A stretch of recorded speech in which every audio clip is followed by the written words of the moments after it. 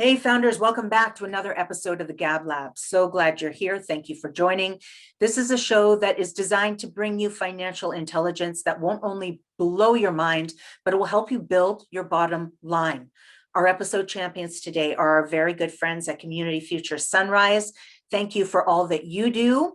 CF Sunrise, they are an office in Southeast Saskatchewan, helping founders build their business and nail their numbers. I'm your show host, Tanya Woods-Richardson, and today's guest is Nail the Numbers Pro, Shannon Pestun. Shannon is the CEO and founder of Pestun Consulting. She is also a former banker, and she's here to share with us everything we need to know as it pertains to debt financing, how to access that capital, get it in the bank so that we can build and grow our business. So stay tuned. Looking forward to this show. We'll see you in the lab. All right, welcome founders. Here we go. Today's episode, as we just talked about, it's all about debt, and we are joined by Nail the Number Pro, Shannon Pestun. Shannon, welcome to the show. Thanks for having me. I'm so excited to be here with you today, talking money and debt. Oh, not a lot of people get excited to talk about debt, but you do. I'm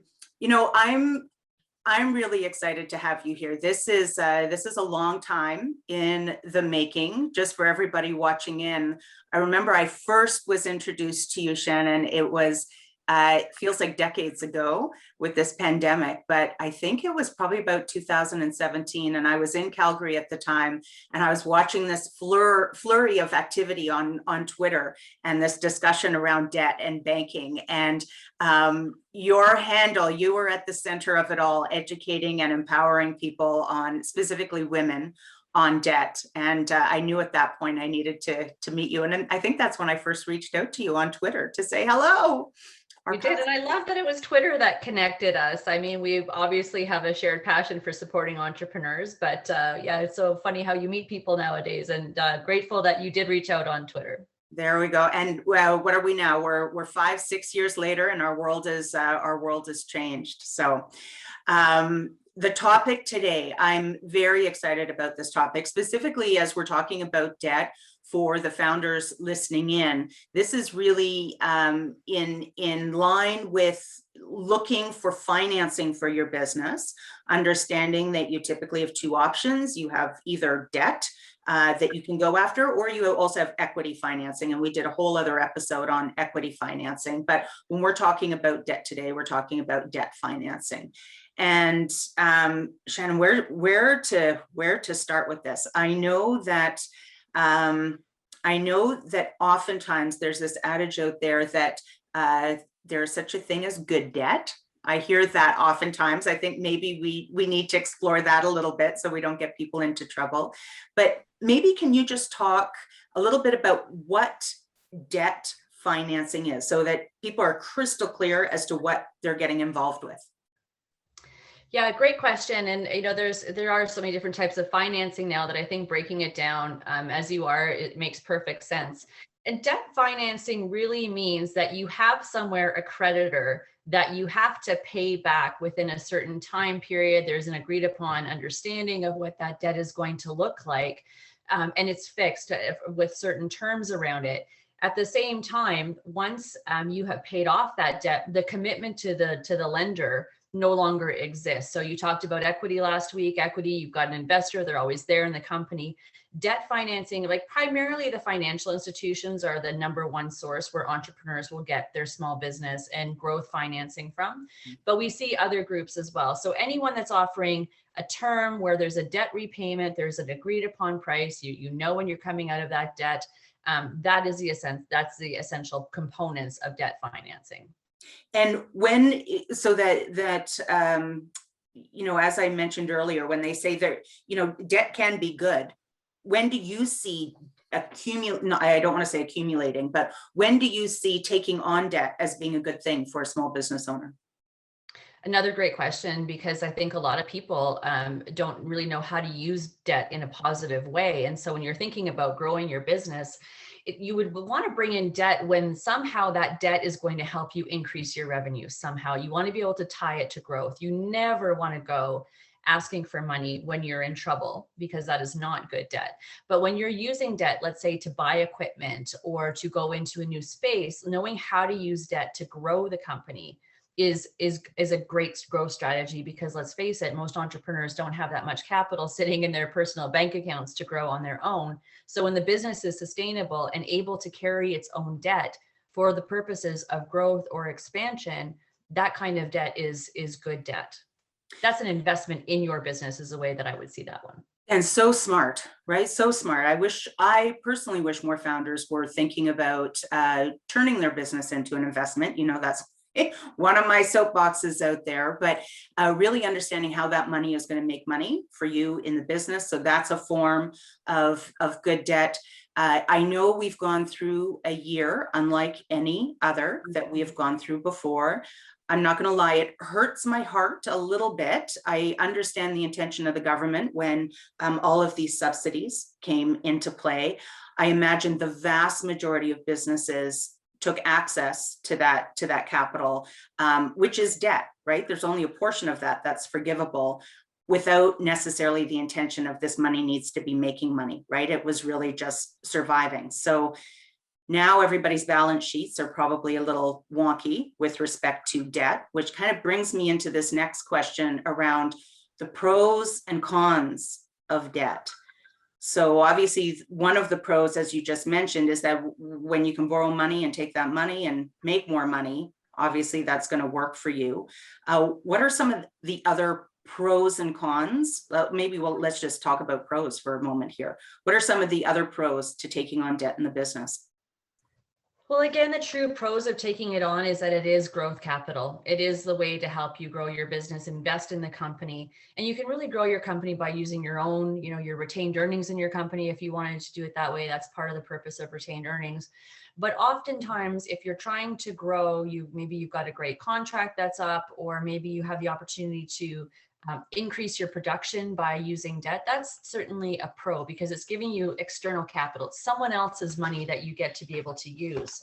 When we think about some of the pros, I think the biggest pro is that you maintain control of your company. You're not giving up any ownership. So whether it's the financial institutions, whether it's groups like Community Futures or Futurepreneurs, some of these other organizations that do lend to entrepreneurs, there's no interest in the business.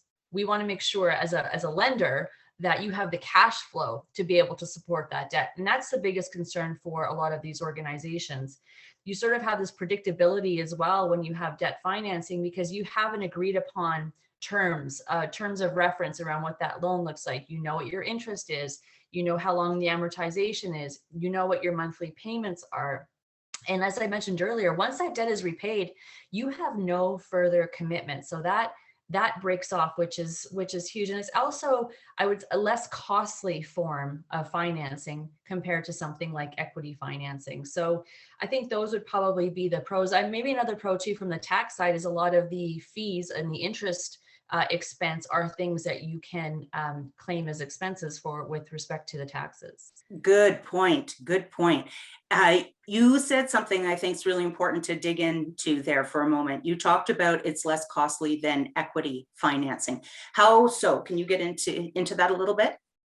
Well, equity financing, there's your direct costs and there's some of the indirect costs, like the time, for example, that you're trying to find investors, that you think about the time in the business and what that costs you as an entrepreneur. But also, like when we take a look at equity financing, it's a lot riskier capital than the financial institutions. And so the cost of it, you have more costs for due diligence when you're looking at equity. Yes, there are costs to doing bank financing. But typically you're not spending the same kind of money on professional services. Your accounting needs to go deeper. Your legal fees are going to go deeper. That being said, those are all necessary parts of the process. And for those companies that equity financing is better suited to them, that's just part of the way the game works, the system works. Yeah. It's another brilliant insight there that you're sharing, because you're right. And some of the work that I've done with tech founders specifically, budgeting for fundraising was actually one of those line items that we had to put in there. The amount of travel and pitching and, you know, all the per diems to actually get that message out. So budgeting for time, and then budgeting for those extra expenses, the term sheets, the due diligence, the NDAs, all the professional services. Brilliant. That is super, super important. Thank you for sharing that. Really great insight there. Okay, that brings us now to some of the cons on debt. So what should founders be aware of when it comes to taking on debt into their business? Yes, there's a couple of cons. Like anything, there's pros and cons to anytime you're looking at external financing. The biggest con, I would say, is that as soon as the loan is on the book, so to speak, so the loan has been deposited to the borrower, you have a payment immediately. So cash flow becomes an issue. So unlike equity investment, where they'll be more patient and they're going to wait till the business actually meets some milestones, the same is not true within a debt environment. You have a payment that begins almost immediately. So cash flow is can be compromised, especially when you're a startup in that particular space. You need to be making enough revenues to be able to support that debt. So then that's where a lot of the bankers are they will do their due diligence to take a look at, you know, what do your projections look like? How is this loan going to help you grow, and how, you know, making sure that you can actually pay it back. The other one is that you don't have the flexibility to start changing the terms. Once you've agreed to a loan term to say, it's going to be a 20-year amortization, or it's going to have this interest rate, that commitment letter would stand until such time that the loan comes up for renewal. But a lot of entrepreneurs, maybe you come into some tough times and it's really hard all of a sudden to say to the bank, I need an extra couple of years to pay, because chances are that's not going to happen. The other piece of it, I would say too, is that personal guarantees come into play. People get really, awkward when it comes to personal guarantees, and the security panel of what comes into debt often is a turnoff for entrepreneurs. Again, banks and our more conservative lenders, and so they really don't want to be lending out to a company that they don't believe can take out that debt. And sometimes there are reporting requirements as well that come into play. Can I jump in just for a quick second? Because you touched on something extremely important that I think many founders aren't aware of: the promissory note. They just see this legal document and they're so desperate for money. In most cases, oftentimes I suspect that you have witnessed this too. Many founders are coming to you when they need the money, not want the money, right? It's like, this would be nice to have. So can you explain for everybody watching what that promissory note is? Yeah, so the personal guarantee is a big part of the security. We call it the security panel in banking. And if you're a sole prop, you are automatically personally tied in to that loan. So there's no getting around it. The loan is to you because you are the sole prop. Everything is in the name of the entrepreneur. A lot of people will think, well, if I incorporate my company, I now have some protection legally, which is true. However, banks and other lenders will want a personal guarantee because of that separation, because there's no way, if the business goes under, they still want to be able to recover that loss. I mean, you can imagine what would happen if everyone set up a corporation and could walk away. And that's the mechanism by which the lenders protect themselves. A couple of important parts to note.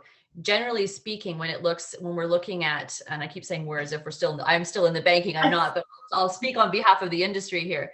But when we take a look at personal guarantees, typically anybody that has 25% ownership in the company as shareholders can expect to be tied into a personal guarantee. If you have, let's say, a company that is owned by another company, corporate guarantees will come into play as well. So there's different types of making sure that they tie in the personal and whoever the guarantors are on the loan. I think what's important to note about personal guarantees is that they are negotiable, in the sense that you could have an unlimited corporate guarantee where the bank would say your guarantee is unlimited to the amount that is owing still on the loan. You can't go beyond what the bank has extended credit to the entrepreneur. So you can't go beyond. The bank can't suddenly ask for $1 million if your loan is at $200,000, as an example. But the banks, certainly personal guarantees, you can absolutely expect them. So you can try and negotiate with them over time. And a lot of it has to do with the relationship that you have with the bank as well. Because over time, personal guarantees actually can get released. And it's when the bank starts to know you as a borrower. And there's a lot of other things that come into play too. Personal net worth comes into play. Like you can't look at one deal structure and apply that broad stroke brush across all deals, because there's so much that does change within the strength of a business and the strength of the people in that business. And speaking about people, you really zoned in on a key word there, which is relationships, right? And I can only imagine that the significance and importance of building and fostering that relationship with your account representative over time, sending them the financials, keeping them up to speed on what is happening in the business, the good and the bad and the ugly, right? And not going into ghost mode. So key. I want to touch on what you just said there too, because I think you have to, you can't overlook the importance of the relationship. And it's not just trying to be your banker's friend, but I'll put this in perspective a little bit. When you're an entrepreneur and you're going to the bank, your job is to sell yourself and the business to the banker. Then the banker has to go off and sell you and your business to the credit department. So the more that the banker understands about you, the good, the bad, and the ugly is really important.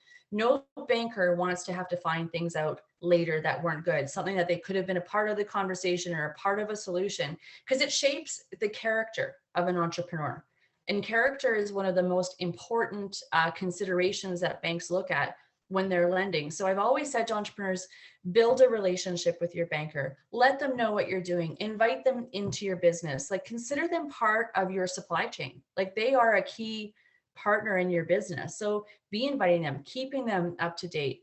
And that relationship piece, when times are tough and you have a relationship with your lender, they know how to support you differently.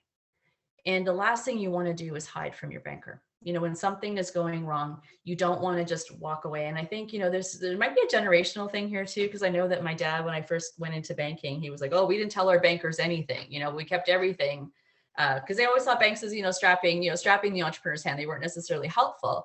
And I did see that with like some of the entrepreneurs that I worked with when they took over generational businesses, because suddenly they wanted the advice of the banker.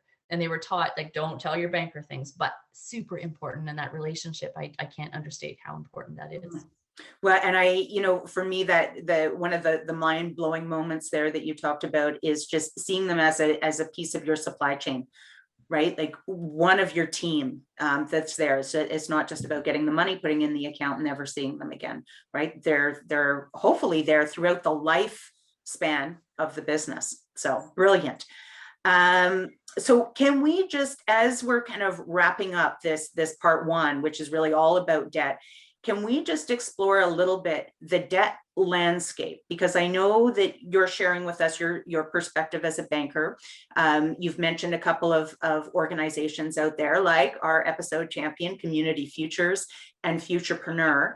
But what are all the different sources of debt that a founder might be able to access, from early startup days up to these growth and expansion and maybe even succession strategies? So big question, sir. Maybe I'll tackle this in a couple of different ways. The first is, where can you get debt capital from? So yes, traditional banks, 100%. Credit unions would be another source of financing. You could look at, we're starting to see some peer-to-peer lending circles in the online world. We're also seeing alternative lenders such as the fintechs coming in and doing online lending as well. So that's also a form of debt. And then we have a lot of the developmental lenders, as you mentioned, Community Futures, which is across the country. There's Futurepreneur across the country, some of the women's enterprise organizations across the country as well. So there's different groups of whether it's formal institutions, or we're starting to see, like I said, some of these informal. So that would be where you can go to access the funding. As far as different types of debt, we would look at, say, credit cards. We would look at operating lines of credit for businesses. We would look at term debt for credit for businesses as well. So there's lots of different types, and knowing when these come into play is a whole other conversation, because people often don't know what type of financing they need. But as you're starting out with businesses, typically you'll see more reliance on credit cards as a way of coming in and proving the business, which is trickier because there's higher interest rates that go along with that piece. And lines of credit become available to entrepreneurs as well, depending on if they're secured or unsecured. And I guess this is another part too, because you'll have secured debt, which means it's secured against an asset. You're pledging something in return for that debt. And there's unsecured lines of credit, which is all reliant on the person behind the business, but you're going to get less money in that sense. And then there's different term debt. So term debt could be used for multiple different reasons. You could have working capital term debts, or to buy equipment, or to buy real estate. So growth capital. So there's a whole, debt is a very, it's a big picture. And I'm not sure if I answered the question there. No, you did. It's great. I think, just to your point, it's, I'm not going to say it's a tough nut to crack, but there's lots of forms of debt that people can access. And I know in those early stages, it can be overwhelming for a lot of founders trying to figure out where to go. I love that you talked about credit card debt, because oftentimes it's the first place, because it's the easiest place. It drives me nuts, right? But you're right. It's like 19.99 if they're young and don't have a lot of history there. It could be 24.99 that they're paying on a credit card. And that can, I want to be mindful of my language here, but that could kill you. That could hurt, right? Just servicing the debt and not forecasting that interest in terms of payments. So it almost sounds like that would be a whole other episode to understand exactly where you tap into specific debt, at what point, when. But what I'm hearing here too, and maybe I'm just bringing my own experience into this story, is that oftentimes this developmental financing, as you talked about, whether it's, for women entrepreneurs, Indigenous entrepreneurs, industry specific entrepreneurs, right? Lots of different organizations out there. They can be a really good place to turn to for your first introduction into debt financing, like Community Futures, where it's like, here's what I need to do. How do I put this together? And maybe as we wrap this segment up, I promise, have you found in your experience, is it common for debt financing to be bundled from multiple providers, that it doesn't all need to come from one source, it can come from multiple sources? It can be 100% in groups like the Community Futures, groups like some of the Women's Enterprise Centers. Futurepreneurs will take a subordinated position, which means they allow lenders to take the number one security position. And that's really important for the bank. When they lend some money, they want to make sure that they're first in line to be repaid. Some of the developmental lenders will come on second to that. So yeah, in my past, I've done lots of deals that were enhanced through some of the developmental lenders. So they're a vital part of the funding ecosystem. And sometimes when the banks say no, they're a great place to just go to, because they will take a little bit more risk, and they have a different mandate. And so, like, super important part of the funding ecosystem. Beautiful. Okay, thank you so much, Shannon. You gave it your all on this one. We took some time to really explore that, but such valuable information and insight into better understanding debt and the pros and cons of debt, and obviously the landscape. So thank you for joining us for part one. Founders, if you're watching or listening to this, please come back for part two. We're actually going to uncover some of the hidden things that you might want to know about debt financing before you jump in. And then in part three, we're actually going to explore what you need to have prepared to actually approach debt finance here. All right, thank you, and we'll see you back here for part two of Better Understanding Debt Financing. Bye for now.